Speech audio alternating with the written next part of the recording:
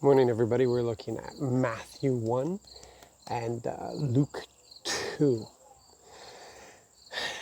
Those of us who have been raised with the accounts of Jesus' birth, we really need to understand the world. We need to be willing to step outside of our tradition, step outside of what we've been taught, and try to look at it from the perspective of the world. The creator, even if you want to believe there is a creator, but the creator cared enough about his creation to become one of us. He was willing to be born like one of us. I mean, to appear as one of us would be one thing. But to take on the form without the substance is another thing. But to actually be birthed in the clothing of flesh, to become part of us. A woman who mysteriously becomes pregnant? Come on now. Just this Holy Ghost thing comes on her and suddenly she's pregnant. Okay.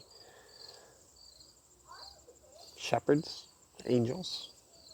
I mean, it just doesn't make sense at all. Like, if God was to come in the way of a prophet, come as a king, come in a palace, come with an army, come in majesty and might, but to come in the humility and the humbleness of a Jesus. Even the name Jesus was as common as Joe used to be. And then you get these older people hanging out in temples, declaring things over the baby. I mean, it's weird. And the further we get away from that event, the darker it gets. And the darker it gets, the more fairy tale, fanciful tale it becomes. And you can understand in this day and age of science and all the stuff that we know, all the knowledge that we have, just how much of a children's tale this seems to be. But it's also because we live in a world of what I see, I believe. If it's backed up with science, I'll follow that. Even though science is only a discovery thing. Science doesn't know everything. Science doesn't invent anything. Science is just a thing of discovery. It discovers how things work. You know,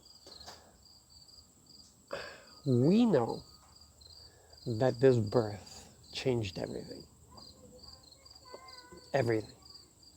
And it is just incredible. But to understand how incredible it is, to see it with fresh eyes, it really helps to try to understand how the world sees it.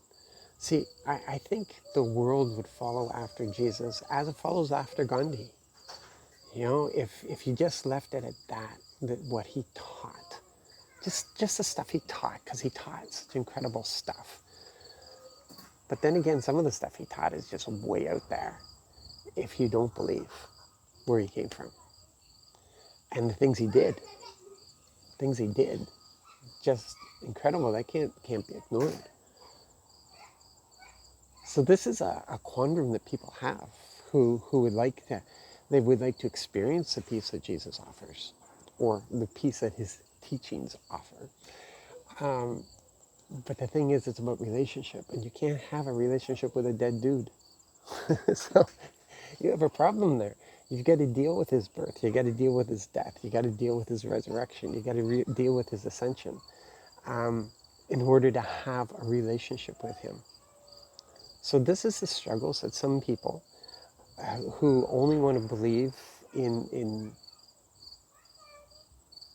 what we see, who aren't willing to believe in the unseen, even though science tells us there's things that we can't see. We need absolute special equipment to be able to see those things. There's a whole unseen world around us because we can't see it with our naked eye. There's so many more stars that out there that exist that we can't see with our naked eye. You need special equipment. And in order to see the unseen around us, we have to have a transformed heart. We have to receive the mind of Christ.